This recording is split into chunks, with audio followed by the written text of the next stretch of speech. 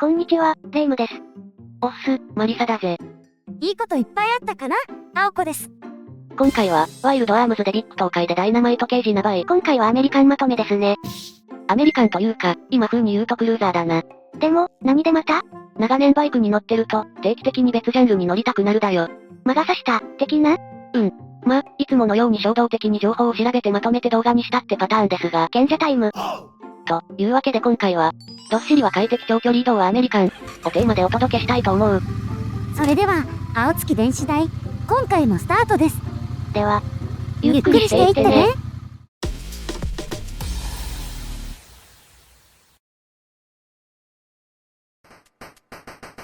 今回の話の流れはこんな感じだ。どっしりは快適、長距離移動はアメリカン。国内中型編、国内大型編、外車中型編、外車大型編です。じゃ、はじめご。国内中型まで編。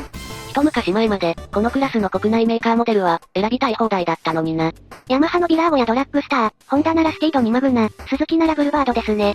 残念ながら、現在新車で買えるモデルは、たった1台だけだ。減りましたね。アメリカン。価格もリーズナブルで、燃費も良く、カスタムすることで愛着も湧く。そんな身近な1台を紹介するぜ。1、ホンダ、レベル250。アメリカンの末裔、ホンダのレベル250だ。2021年、250cc 以下クラスで第1位の販売台数となったレベル250ですが、今年の販売台数も順調のようですね。みたいだな。昨今のバイク人口増加は、レベルと PCX と ZX25R が掘り起こしてるって話ですしね。レベルはパーツも豊富でカスタムも気楽にできる。気分的には原付2種をカスタムする感じだな。車外タコやスクリーン、ウィンカーとか、ボルトオンでサクッと取り付けできますしね。少し残念なのは、カラーリングが地味なことぐらいだな。先代は白とか赤とか黄とかあったんだが。それは今後のテこ入れに期待ですね。で、スペック的にはどんな感じなの？車両サイズは2200-820-1090でシート高は 690mm、重量は 170kg。エンジンは水冷短気筒 249cc、最高出力は26馬力 9500rpm、最大トルクは 2.2kgF7750rpm だ。ガソリン仕様はレギュラーで燃費は 34.1kg、ガソリンタンク容量は11リットル。航続距離は 375.1km だ。2020年のマイチェンでは、トーカ類がフル LED 化、アシスト&スリッパークラッチ装備。メーターにシフトポジション表示がついて、装備も充実しましたね。ヘッドライトの LED 化は、雰囲気がガラッと変わったよな。グバイクの中古車価格帯は、22万8000円159万8000円で173台だな。新車価格は 59.95 万円だ。オプションのビキニカウルやフォークブーツを装備した S エディションもラインナップされてるぜ。車体は 500cc 版と共用なので、お財布と扱いやすさと相談して選ぶといいですよ。国内大型編。今回、アメリカンとクルーザーを紹介ラインナップに含めたわけだが、景色を楽しみながら広々した道をゆっくり走るなら、クルーザーにかなうバイクはありませんからね。クルーザーとアメリカンの違いは何だと思う？クルーザーは本気の大陸長距離移動用、アメリカンは移動とスタイルを楽しむモデル、かな。ハーレーか、ハーレー以外か、だな。ローランドか。じゃ、紹介するモデルはこちら。2、ホンダ、レベル1100。2020年11月に海外で先行発表されたモデルだ。スタイルや価格に注目が集まったアメリカンだぜ。主もレベル1100は考察してましたね。アメリカンはちゃんと乗ったことないから、いつかは乗りたいと思って調べた1台だ。ホバースタイルな車体はブラックでまとめられ、シンプルイズベストなボケ。エンジンは、鼓動感のあるアフリカツイン用並列に気筒を活用していて、その甲斐あって、車両価格が抑えられてるのも人気の追い風になってるな。さすがに、見た目命のリジットサスじゃないですね。この時代にリジットって、一体誰が乗るの？で、スペック的にはどんな感じなの？車両サイズは 2240-850-1115 でシート高は 700mm、重量は 223kg。エンジンは水冷短気筒 1082cc、最高出力は87馬力 7000rpm、最大トルクは 10kgF4750rpm だ。ガソリン仕様はレギュラーで燃費は 18.7kg、ガソリンタンク容量は13リットル。航続距離は 243.1km だ。このクラスのアメリカンになれば、トラコンにライディングモード、クルコンは標準装備。寒い季節に重宝するグリップヒーターや、スマホ充電に便利な USB 充電ポートも装備してますね。もちろんシフトチェンジが楽ちんな DCT 仕様もあるぜ。グバイクの中古車価格帯は、139万8000円178万円で18台だな。新車価格は110万円だ。噂では GL の弟分的な位置づけで、カウル装備の派生モデルの話題もあるぜ。発表されるとすれば、今年のエイクマでしょうね。3、ホンダ、ゴールドウィング、ツアー。ゴールドウィングは、1975年から作り続けられているホンダの機関クルーザだ。長い歴史の間には、GL のエンジンを使ったアメリカンワルキューレや、独特な雰囲気の F6BC など、いろんなデザインバリエーションも展開してる。2021年モデルでは、マフラーやフレームをブラックアウトした漆黒配色モデルや、DCT 搭載の追加など、最終形態へ進化しましたね。ホンダのクルーザーは、この大型モデル1台のみとなってしまったけどな。で、スペック的にはどんな感じなの？車両サイズは2615、900、5430でシート高は 745mm、重量は 389kg。エンジンは水平対向6気筒 1833cc、最高出力は126馬力 5500rpm、最大トルクは 17.3kgF4500rpm だ。ガソリン仕様はレギュラーで燃費は 18.2kg、ガソリンタンク容量は21リットル。航続距離は 382.2km だ。車体を構成するメカがすごいんですよね。バイクなの前輪ダブルウィッシュボーン、リアは肩持ちプロアーム、DCT は7速でプラス電動リバース装備だ。支援装備も全部載せ、次回モデルチェンジでは先進安全機能搭載に期待です。グバイクの中古車価格帯は、48万円880万円で65台だな。新車価格は 346.5 万円だ。実は排ガス規制で生産終了が噂されましたが、実際はセンタートランクレスのスタンダードモデルのみ終了。フル装備のツアーの一択になりました。4、ヤマハ、ボルト R スペック、ABS。2013年の12月に登場したモデルだ。定番のメッキ化色を抑えつつ、乗ってかっこいいバイクを貫いたモデルだぜ。当時はスズキのイントルーダーやヤマハのドラッグスター、ホンダのシャドウなど、定番スタイルが多かったけど、それらとは、ちょっと違う雰囲気がかっこいいと思ったアメリカンですね。今や貴重な空冷 60°V ツインエンジン、ディアドロップ型フランジレス燃料タンク、ゴールドのニポンサスや切削ホイールなど、吊るしでもバシッと決まったスタイルだぜ。で、スペック的にはどんな感じなの？車両サイズは2290、830、1120でシート高は 690mm、重量は 252kg。エンジンは空冷タンク等 941cc、最高出力は54馬力 5500rpm、最大トルクは 8.2kgF3000rpm だ。ガソリン仕様はレギュラーで燃費は 21.2kg、ガソリンタンク容量は13リットル。航続距離は 275.6km だ。支援機能は義務化された ABS のみですね。シンプルでよし。グバイクの中古車価格帯は、62万9900円99万8000円で53台だな。新車価格は 104.5 万円だ。最新の2021年モデルはカラー変更のみですね。最新排ガス規制には未対応なので、10月のデッドラインまでに規制対応してくれることを願います。5、川崎、バルカンです。2016年に登場したバルカン S は、都会派モーターサイクルだ。ちなみに、1990年代にも同名のモデルが発売されてますね。しかもパラツインと V ツインの2種類あってな。どちらがかっこいいかで、よくユージ君と喧嘩したぜ。ユージ君って誰？ま、どちらも免許がないから、カタログを眺めるだけだったけどな。で、バルカンの S って何なの？スポーツの S だな。スタイリッシュの S じゃないの？バルカン S は川崎の名車、スポーツタイプの EN6F を色濃く残すモデルだろ？だからてっきりスポーツかと。みんな、ヘルプ、頼む。で、スペック的にはどんな感じなの？車両サイズは2310、855、1090でシート高は 705mm、重量は 229kg。エンジンは水冷2気筒 649cc、最高出力は61馬力 7500rpm、最大トルクは 6.3kgF6600rpm だ。ガソリン仕様はレギュラーで燃費は 23.0kg、ガソリンタンク容量は14リットル、航続距離は 322.0km だ。装備は、アナログとデジタルを組み合わせたメーター、変形ヘッドライトに空冷スタイルフィン付きエンジン、キャプトン風マフラーなど、どこか懐かしさを感じる装備ですね。グバイクの中古車価格帯は、59万8000円92万1000円で14台だな。新車価格は 91.3 万円だ。2022年型では、最新排ガス対応と新カラーで登場してる。あと、3年間の点検とオイル交換が本体価格に含まれる川崎ケアモデルに設定されたぜ。レベル1100より安いし、これは買いやすてよし。海外中型まで変。さあ、お次は海外メーカーの中型編だ。やっぱり種類は少ないですね。そうだな。やっぱりクルーザーは大排気量モデルが主流だからな。バイクに興味を持ち始めた少年たちに向けた、お手頃なバイクがないのが残念です。50cc のアメリカンとか、昔は色々あったのにね。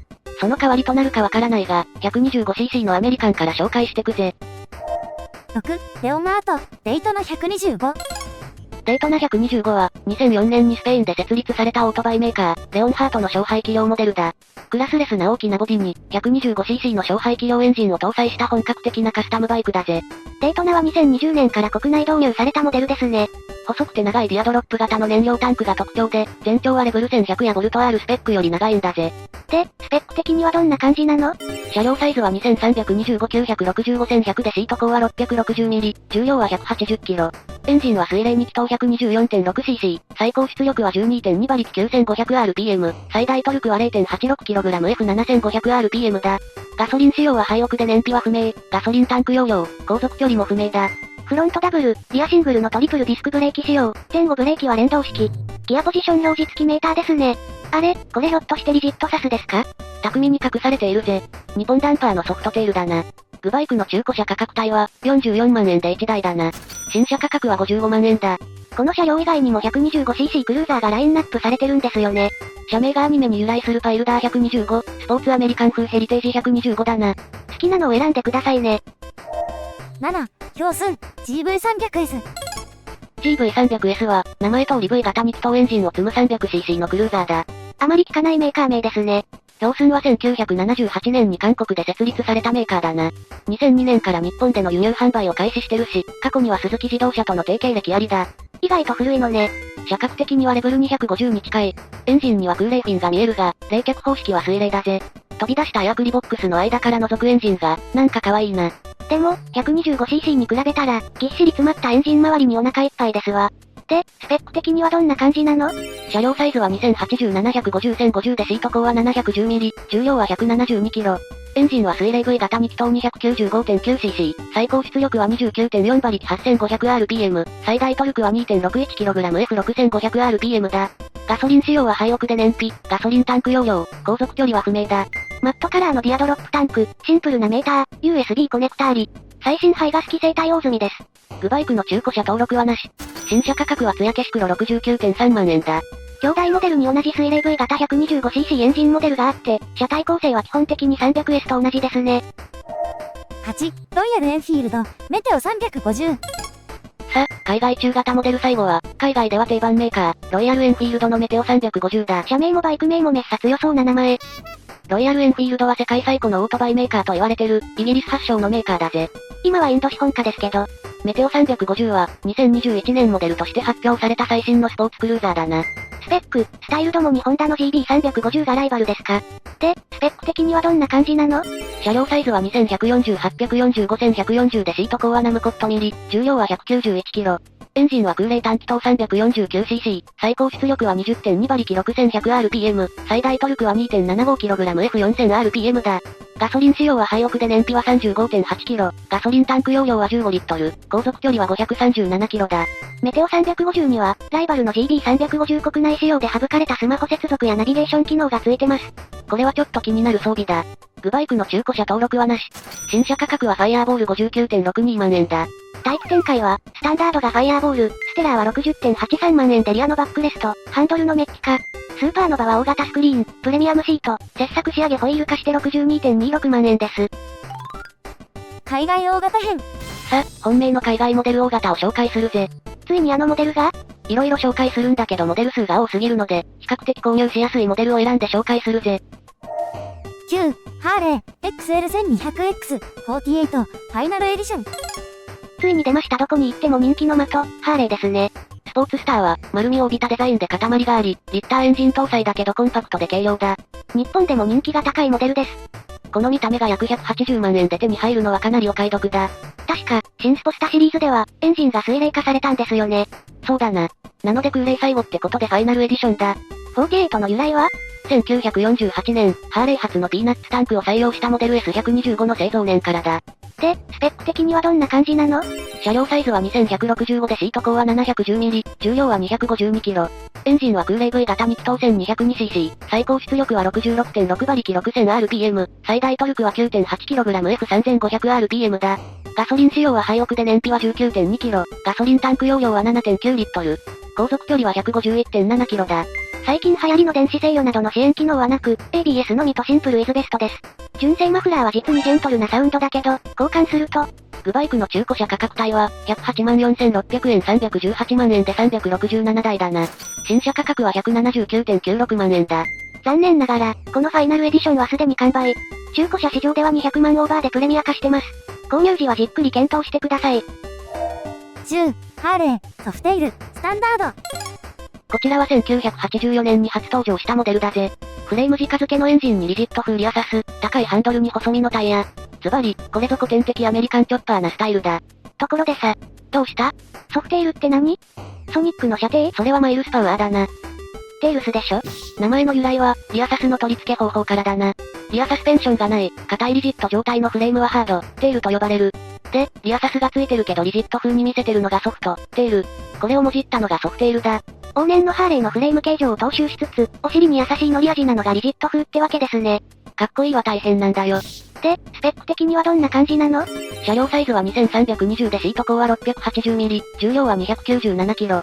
エンジンは空冷 V 型2気筒 1745cc、最高出力は87馬力 5250rpm、最大トルクは 14.7kgF3250rpm だ。ガソリン仕様はハイオクで燃費は 18.2kg、ガソリンタンク容量は 13.2 リットル。航続距離は 240.2km だ。小ぶりな LED ヘッドライト、チョップリアフェンダーにはテールランプなどがつかずスッキリ。キーレスでメーターはデジタル化ですね。グバイクの中古車価格帯は、82万円248万円で30台だな。新車価格は黒 193.6 万円だ。スタンダードなハーレーを自分色に染めていくのを楽しめる1台。もちろん吊るしで乗っても OK ですね。11、BMW R18。BMW のアメリカンスタイルなクルーザモデルだ。初登場は2020年と新しいが、以前からモーターショーでちょいちょい参考展示されており、満を持しての登場となる。なんか、エンジンの見た目が可愛いですね。新開発のビッグボクサーエンジンだな。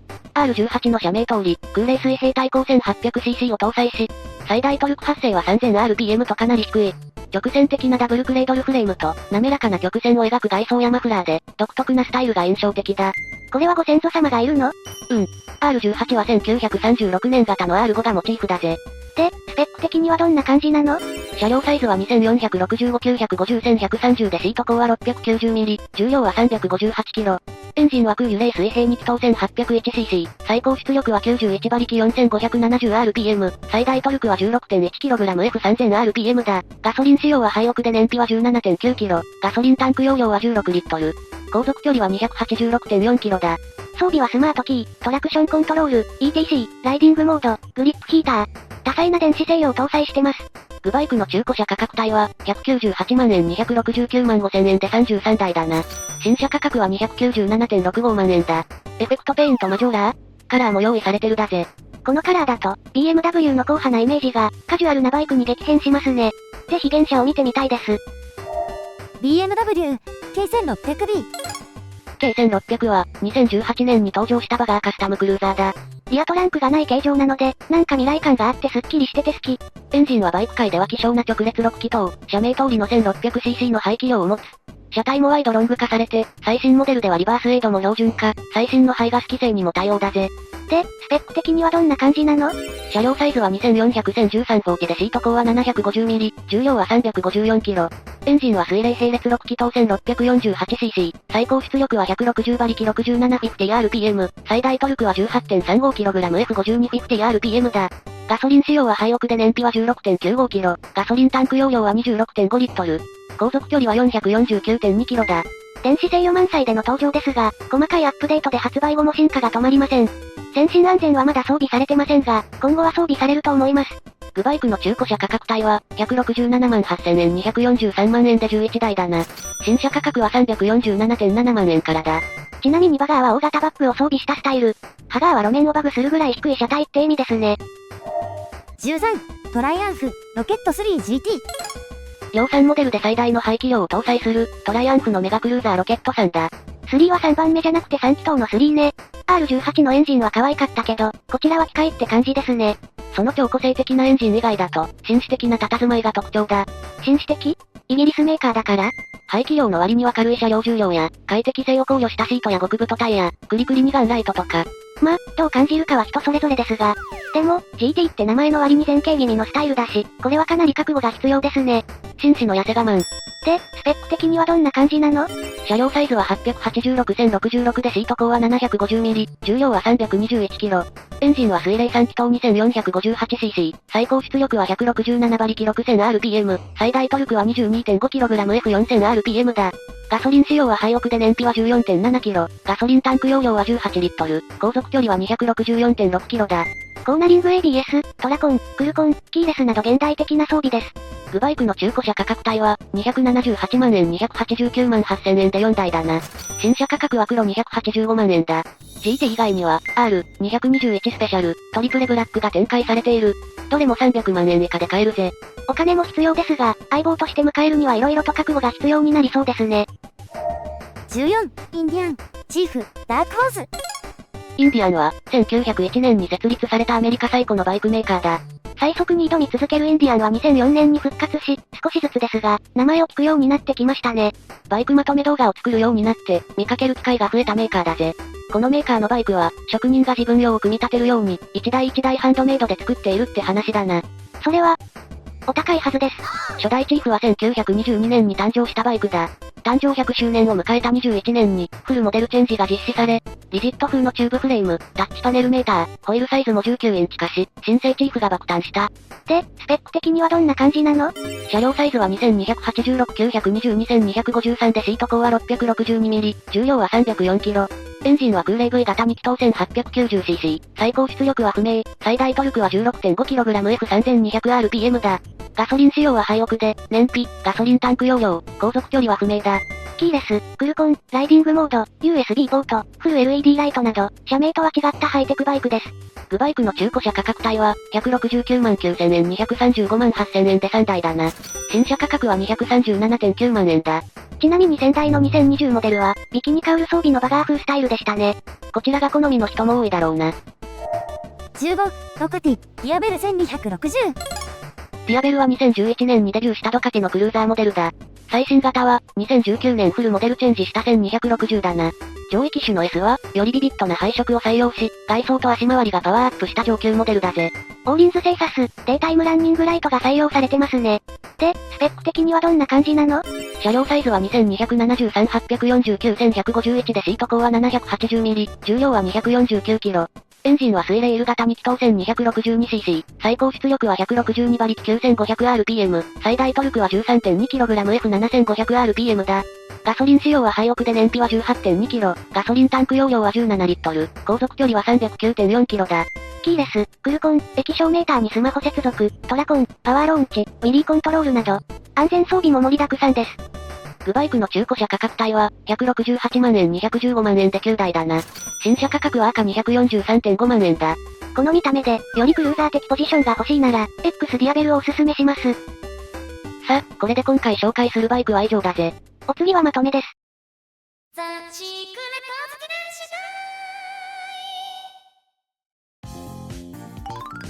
まとめ。クルーザーって自分には縁遠いバイクだと思ってました。ふむ。でも、2017年にレベル250、21年にはホンダからレベル1100が登場しましたし、販売台数も国産モデルの中では売れてるし、人気も上々でよく見かけるし、気になるジャンルの筆頭になりました。今後、他のメーカーからも新型クルーザーが発表されるかもしれないぜ。そうですね。最近のバイク人気にあやかって、国産クルーザーも元気になってくれるといいですね。では、今回はこの辺で。それでは、See you!